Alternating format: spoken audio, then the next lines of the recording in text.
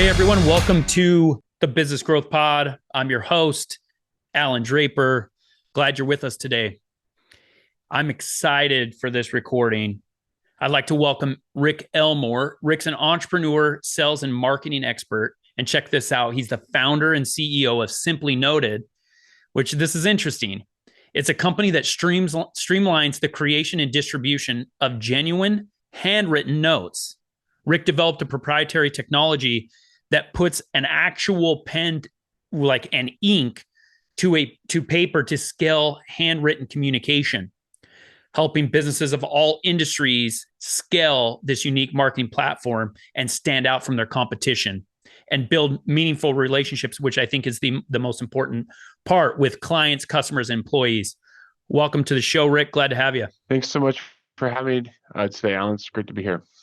I want to hear a little bit about your background. You played professional football, which I think is really interesting. I think I'm a big sports enthusiast. I think there are so many life lessons that can be learned from sports. My oldest is 10, and he's starting to really get into sports, big into baseball right now.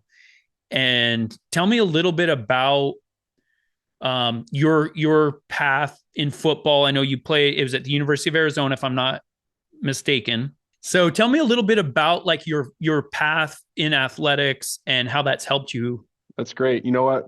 First off, I 100% owe everything, my success, my life to athletics.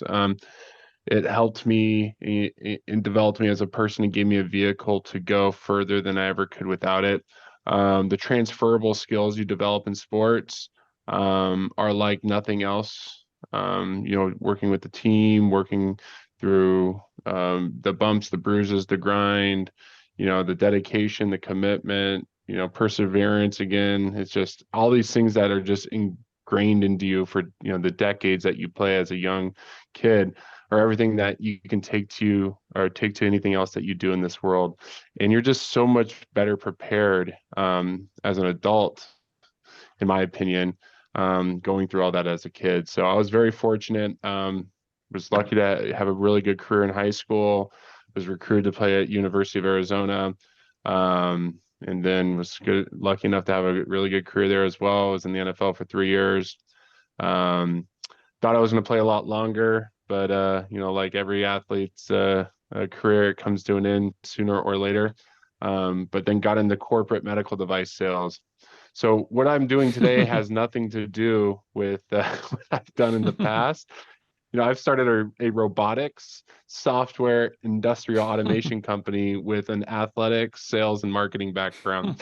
But I could not have done what I've done today without that background, because at the end of the day, business is all about relationships, sales, and marketing, and developing a company. You got to have those skills in order for it to be successful.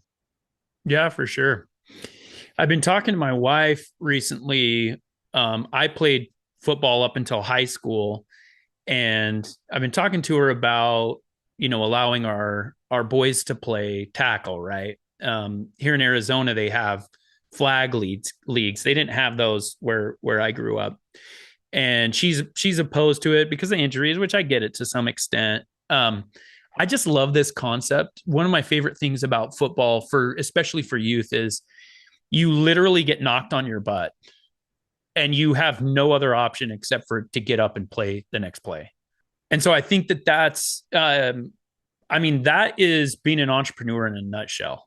It's you get knocked on your butt, metaphorically speaking, and you have no other options except to just get up again. The problem is a lot of entrepreneurs don't do that. They say, you know what? I've been knocked down 10 times today. That was my last time. And the real key to entrepreneurship that I have found is that the most successful entrepreneurs are the ones that they're like, hey, I'm gonna stand up again. I'm gonna get off my butt, and I'm maybe not going to take that angle, or maybe like I'm gonna have my head on a swivel a little more, or I'm gonna position myself differently. And it sounds like that's what you've done, through your career. You've pivoted, you've found kind of this unique niche. Tell me about a little bit of the why behind Simply Noted and what you guys are trying to accomplish.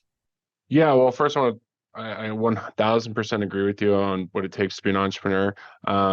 What is really remarkable that I feel that it's interesting that a lot of people don't understand, like you don't lose until you quit. If you can just, take those bumps and bruises and figure out a way just to take that next step, regardless if you're going to take 2 steps back a week from, today, you really, truly, genuinely only fail is when you give up. And that's something I've never been is a quitter. I will go to the grave before I quit something. And that's really why I've been successful at everything that I've done. Of football, it took me like 3 years. Like I did it because my older brother played it and I was an angry kid. And I needed like an outlet. And that first couple of years, oh, I was a big kid too, so I had to play up. So I was playing with kids that were older than me. So I really did get knocked down a lot. Um, but yeah, just not giving up. That's something that I think a lot of people could, it's a skill you can develop, but being an athlete, that's something that's just ingrained into you. But Simply Noted was an idea that formulated when I was at business school. I was doing my MBA back in 2017. I was, pretty successful corporate medical device Mm-hmm. rep. My first year, I was at Stryker, was Rookie of the Year, or branch MVP. And then for 5 years straight, I was either top Mm-hmm. 1% or top five rep in the entire company. Again, it was just a lot of the same stuff that, I used from being that made me successful in athletics. Just really hard work, perseverance, not giving up, don't take no for an answer, do better within improve on what you did yesterday, learn from your mistakes, right? And I just incorporated that into the that medical world. But I had like an itch I couldn't scratch. I felt like there was something bigger for me. So when I went back and did my MBA, I was in a marketing class, and I had a professor that said that handwritten notes had a 99% open rate after going through a marketing lecture, saying everything else Mm-hmm. is super nominal. Like email marketing was like single digits, and direct mail was low, and then cold calling and all this stuff was super marginal. But then when he ended it with that statement, I was like, man, that is a no brainer. No brainer. Like, number one, they're rare. Like, I grew up in a generation, I'm sure you did too, where you wrote notes to your friends in school, right? Mm-hmm. Text messaging was still pretty early on. Like when I was 16, I'm 34. Mm-hmm. That was still somewhat new, right? So handwritten notes still had like a thing to it. When I got recruited to play college football, if a coach sent me a handwritten note, it meant way more, right? When's the last time you screenshotted a text message and printed it Mm-hmm. out and hung it up on your refrigerator? Never, or an email, right? So, being in sales and marketing, I was like, man, if I can figure out a way to do this, if I can get in front of my client 99 out of 100 times, it's going to make me more successful. So, long story short, I had a cohort classmate of mine and myself. We kind of worked with the mailing house here locally in Phoenix, flew some technology in from South America, China, basically a pen plotter. I don't have one in here anymore. Um, but I ended up sending out some handwritten notes to some like prospective clients that never worked with me, had a massive response rate, sent out almost 500. And the doctors were like, hey, Rick, like, who I've never talked to, never been able to meet with, like, hey, Rick, thanks for that note. That's really cool. Like, Mm-hmm. no one has ever like done that. That's like cool of you, but like, hey, this sounds cool. Let's have a lunch and go over, your guys' product. In 1 month, or it was about 6 weeks, I got $280,000 in sales. It was $28,000 in commission, and my monthly quota was like 50 grand. My whole company was Mm-hmm. going nuts. They're like, Rick, what are you doing? My VP of sales was like, tell everybody how to do it, teach us. I told him what I was doing. He was like, I wish you wouldn't tell me that's how you were doing it, because like I told him like this is like my side hustle. But anyways, from that moment on, I had Mm-hmm. that entrepreneurial seizure moment. I was like, it worked for me. It can work for everybody else. Like this is, a thing, and really just started working on building the business.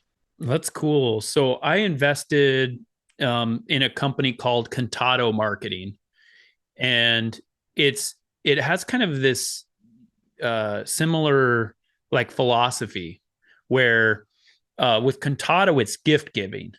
So my partner, he he runs the show, but he basically um, creates like very creative and proprietary gifts. So it's like we had somebody that was a huge University of Michigan fan, and so he framed like this article with like this headline of a really big Michigan win that he knew that this guy was actually at. He was at that game, and but it's the same idea is open rate and response, and it's very very expensive.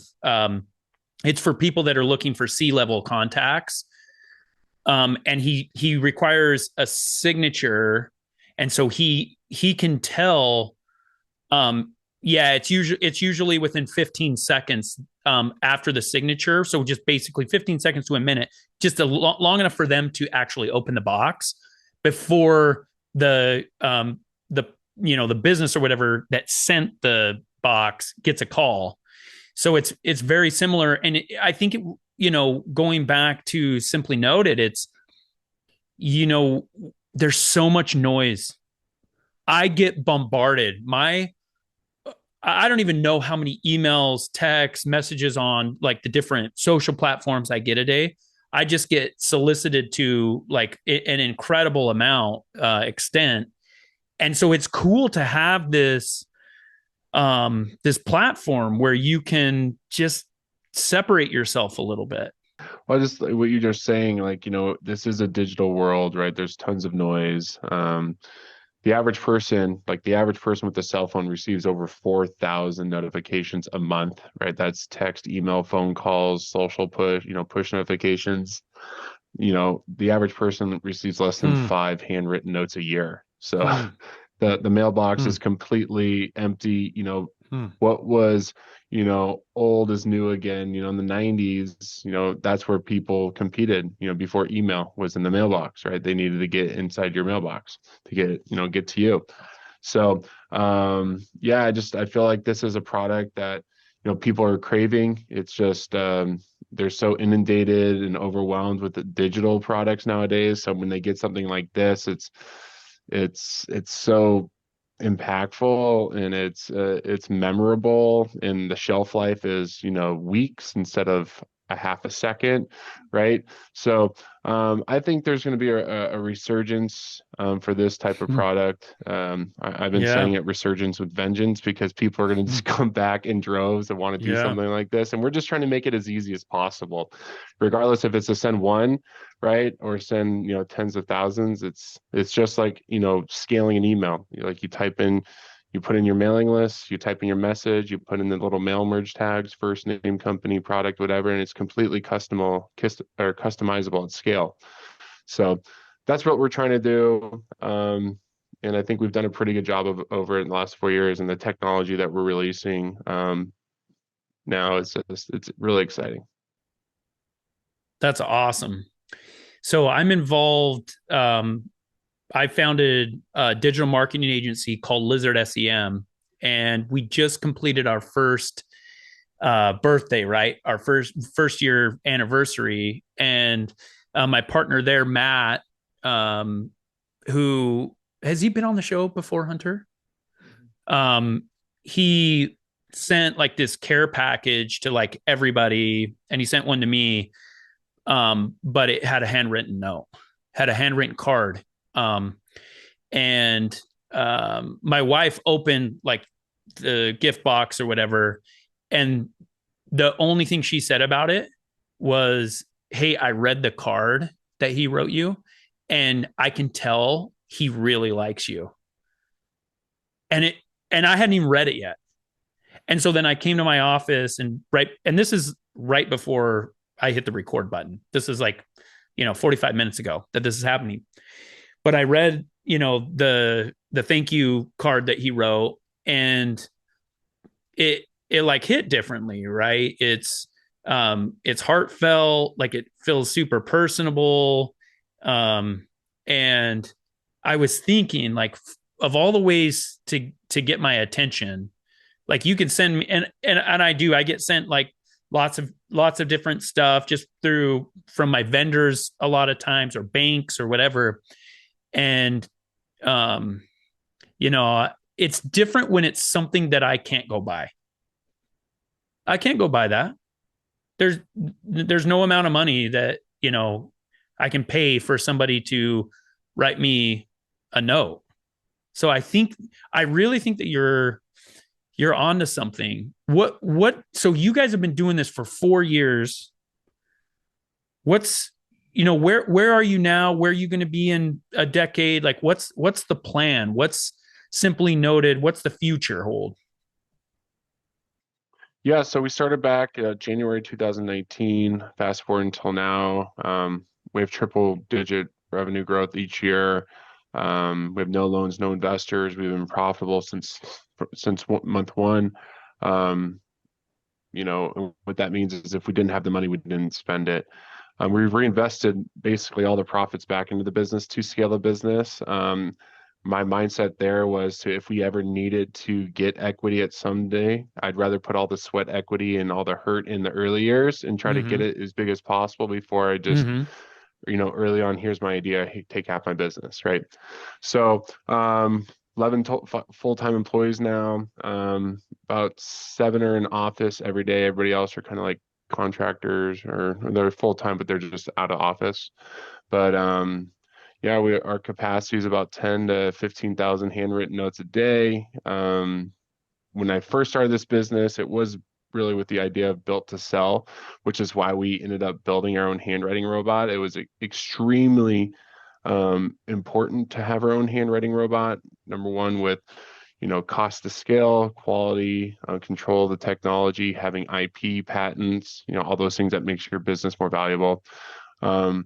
But really, our handwriting technology, just because I've tried everything else out there, it really is a step above anything else that's on the market today. So I'm really excited about it. But yeah, I don't know where we'll be in 10 years. It's really hard to envision that far out, but I did build this to sell it. I would like to see, somebody come in and share the passion and the vision to grow it, and see how far we can either take it together or have them, buy us and retain us and help it grow it. But um, I don't know. But I see Simply Noted being an engagement platform, helping people automate and scale a physical, tangible, personal touch. In a digital world, there's really isn't anything else out there like this. If you think in terms of automation, everything can be automated now. People don't think a genuine, authentic handwritten note can be automated. Like, it's just, so I feel like we're still ahead of the curve. And the genuineness of the product is still there, so but just like anything, I think there's a timeline, a time horizon for this. But I think there's still a good healthy 5 to 10 years before this becomes super mainstream and people are burnt out with mail again. Yeah, it's interesting. I'm involved in a business that you really have to educate the customer about. It's not intuitive. It's a little confusing as to exactly what it is. We have some patents on it, which is the good side. And this is my first foray into kind of a new type of business, new technology, which is good because we're able to protect some of that technology. It's bad when you're trying to market and distribute it because it's like, okay, we have to tell people what this is, like how it benefits their life. When somebody goes to McDonald's, heaven forbid, but I guess it happens, and they're like, okay, I know what this hamburger is. Like, I know what I'm going to get, for better or worse. Have you found that there's this struggle in helping people understand? I mean, the idea is simple enough, but I feel like there's still some, hey, we have to help them see the value and how it will benefit their lives. So as you were saying that, the pain was coming into me because I feel your pain, because we have a new product, a new idea, a new product, new service, right? New technology. It's like, it's not like when I was at, Stryker selling spine implants to spine doctors for their spine patients. Like, they were trained on it. They knew about it. Like, it was just, it was an easier sell. Um, I think there's a good thing and a bad thing about being in this boat. Because if you push and you you're a visionary and you're able to get that company, off the ground faster than anybody else, like you're going to be in a better spot because once you start having success and people see your success, other competitors are going to start entering the market. But what we try to do is like tell people like, hey, like just send a thank you card, but then we try to tell them you can automate it. But then when we talked about automation, like their brain Mm-hmm. kind of just glosses over. They're like, Mm-hmm. And then the hard thing too, we still live in a digital world. So, digital marketers, they want to track everything. And it's like, if I can't track the open, I can't track the click through, and I can't track the click, to the payment, like we can't see the ROI. And it's like, what, like the ROI of a thank you note, like you don't want to just, I'm talking to a luxury brand right now. Their average selling price is Yeah. $7,000. And they want to talk ROI on a Yeah. $3 handwritten note. I'm just like, I'm like ripping my skin off. I'm like, it's $7,000. Like I get it, it's just Yeah. like, but why don't you just say thank you, right? The law of reciprocity, right? Just saying Yeah. thank you. You're going to increase lifetime value. There's an American Express study out right now saying that it's more like towards like business accounts, but if like you can retain 5% of like your business accounts, your year over year Hmm. revenue is going to increase 25 to 95%. Like, Hmm. which makes sense, right? Like you're not filling the leaky bucket, right? You're increasing the whatever, yeah, customer retention, right? It makes sense. So what we're trying to do is just try to show people like, here's our platform, here's our product. We can automate it or we can scale it. This is how we automate it, either through software, Zapier, API, webhook, or just scale it. It's just like an email list, but we need a mailing address list. And most companies, have mailing addresses. Like if they don't, we know how to get them. So Hmm. um, at the very beginning, like, hey, do you find value in the service? Great. We'll show you how to use it. Like Hmm. we're still there because it is so new. Um, but it's really nice when we, can talk to somebody who understands technology, like APIs, Yeah. integrations. It's like a breath of fresh air. We're like, oh, this is nice. Like you understand how to plug and play. It's just, Yeah. yeah, but it is rare. But that is, that's the necessary evil of trying to, trek your own path, right? Like start something new. Like there's a reason it's hard, and there's the people haven't done it before. Yeah. Yeah, for sure. It's interesting because the digital world has shown us the give first mentality. The people that are the best on social media or with digital marketing, we're always giving first and then asking, right? Uh, exactly. So Gary Vee, long time ago, it's been over a decade, I think, wrote the book Jab, Jab, Jab, Jab, Right Hook or whatever. And the idea was you give, you give, you give, you give, then you go for the close. And I'm trying to remember his name, but there was an Arizona State professor that wrote a book. I think it's called Persuasion. I think it was Robert Chialdi. Don't mark my word on that. We'll put it in the show notes. But he talked about this idea of reciprocity that you brought up, and the idea is that when you give something to somebody, however small, that the average person that's not a psychopath feels this indebtedness to you. And when they do that, they feel like they have to pay you back. Even with something as small as a handwritten note, I can totally see this happening. And it's not always in terms of like monetary value, which isn't what they want really. They just want to call, right? They just want to, and this is the same. And the reason why I understand this is because of Contado. And one of our methods is we use our our gift packages to send to clients that we want. So then all we have to say is when they call us after we send it, we're like, you know how you just called me? That's exactly what we want your potential clients to do with you. And so we show them that it works by using it on them. Yep, yep. We do the same thing. We'll always send a handwritten note out to a prospect of lists, and at the end, I'll always put "P.S. This was written by a machine," and that's the hook. Yeah, exactly. That's like what? Like what? Because I think it's handwritten. But yeah, that is the world we lived in. We have created the monster. I do get those emails all the time, like, "Hey, is there a freemium? Can you give me this for free. I'm just like, in digital world, it makes sense because it's infinitely scalable, Yeah. right? But when there's a product and a service, right, you have people, right, like doing the service for you in a Hmm. product which has a tangible cost, right? Yeah. But people literally expect that.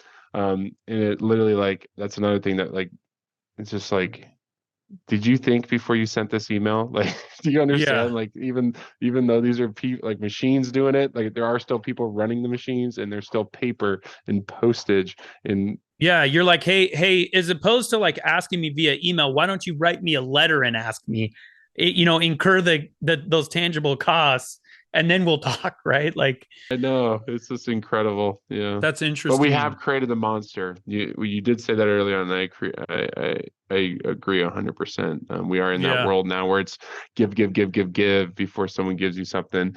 But like you said, our businesses kind of fit right into that mold. Right. 100%. So were you a solo entrepreneur? Did you start this on your own? Yeah, and if I can tell anybody, right, there's two things about being an entrepreneur. If you go by yourself, you can go fast, right? But if you want to go far, you have to go together. And that's where we're at now. The first 4 years, it's just been a complete bullet train roller coaster crazy ride. We've had over, I think, 1100% like increase in revenue since year one. So it's just like we're growing nonstop, but now we're hitting problems that take, real true crazy expertise, people who have a career, built around solving those problems. Um, scale a robotics company, it's, you need CTO, COOs, you need, industrial automation, like professional, like people in there. So that's where we're at now. But yeah, I started this out of my house, like literally out of my office with a Hmm. like a 6 month old kid. I Hmm. was working full time still. And then yeah, just kind of just moved up. We went into a 900 square foot space and a 1,800 square foot space. Now we're at a 3,000 square foot space. So it's just we've scaled as we had to mitigate risk. Again, we are completely self-funded, and we've tried to do this without, any outside help. Um, you know, to it. Yeah. Yeah, it's interesting to just kind of watch the evolution of a company. And I really like your mentality about um kind of proving the value first. And you've hit the nail on the head. I'm developing a software right now, and I went through this phase where I was like, okay, should I put a few bucks together in the beginning, or should I bootstrap it because I'm going to get a much better valuation when I'm like post revenue, which we're at now, right? We have quite a few users now, still early, still losing money. Um, but that's the mentality that goes into it. It's like, this is our baby. Like, I don't want somebody to come in and just beat me up because I need a few bucks. Like, I'm going to show them the value. And the best way to do that is with clients, people that are paying for it. Um, but it's also tough. It's tough to feel because the risk is much higher. Yeah, I think in order to scale a company and to be an early, beginning days CEO, you have to be so passionate about the idea, and believe in it wholeheartedly, or else it's going to be really hard to get it off, right? Especially when you're making those investments with your money and your time. And that's what this has been for us for sure. And it's really the only way to scale a business. I've talked to it grinds my gears, I guess, talking to some like VCs, like I talked to them about our journey and like, we're a young company, profitable, blah, blah, blah. And they're like, yeah, but can you be $1 billion company? I'm just like, why don't we focus on getting to, 50 Yeah, million first? And then they're like, yeah, yeah, I want to talk to the guy who has no exactly, sales, no track record, right? exactly. you know, no business even started yet, but he's going to sell them like this crazy unicorn. We're going to solve every problem, $1 trillion idea. And they're like, and I literally think of this Rick and Morty theme or Yeah, meme. You know what? I'm in. Like, that's where I want to yeah, be. And they'll write them a yeah, check. I'm just like, the suckers. There's a Yeah. reason why 99% of Yeah. your investments I, don't work. Like it's just like, yeah, it's, but like you have to yeah. find those guys who are so committed, so loyal, Yeah. so driven, will not fail, have a background for success, right? And I'd rather have that guy on my team where I know, hey, he may turn my $1 million into 10 million bucks versus that crazy guy who's probably going to fail, who's going to promise me 100x return. I'm, But anyways, yeah, you really have to I'm, be so committed in the early days yeah. for anything to work. Doesn't matter if it's a relationship, your business. Yeah. I think those core characteristics, are all the same. Yeah, it's true. And as we're wrapping up here, I, own quite a few businesses. I have 17 business partners. And when I'm looking to partner with somebody, um, the number one characteristic that I'm looking for, and this has changed over the years, but where I am today, the number one characteristic I'm looking for is somebody that is going to wake up in the morning after a really tough day and just say, it's a new day, we try again. Because if you have that mentality with a business partner, um, you won't fail. And you really try to hedge against the highs and the lows. It's somebody that's like, hey, we just landed this huge client. Cool. Like, what's next? Right. And we've been able to find quite a bit of success with just, and it's like that with relationships. It's like we like to, watch these movies, these Hollywood movies where it's like, oh, they just have the perfect relationship. It just doesn't exist, right? The overnight success doesn't exist. It's 10, 15, 20 years in the making. But we like to romanticize it a little bit. And the lessons that you learn from entrepreneurship affect every aspect of your life. And it's just something that my education just it can't, the formal education just can't take the place of No, and that's another thing. You won't learn how to start a business until you start a business. exactly. So just start it. Yeah. Like a lot of people get that analysis paralysis, right? Like you're not going to solve a problem until you just start walking into it and you look around like, oh, okay, okay, see that. Yep. Oh, oh, Yep. oh, that. Okay, now we come back. Let me put a plan together. Oh, that plan didn't work. Let me retry it. Like Yeah.